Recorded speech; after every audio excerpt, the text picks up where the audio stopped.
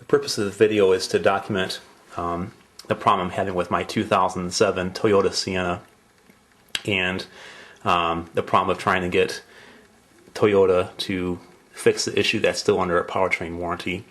I took it in complaining that, on cold start I'm having problems with the engine making a ticking noise, and they don't deny hearing it, and they thought that it was piston slap, which they happen to think is normal on these vehicles, but they're declining to do anything to fix it.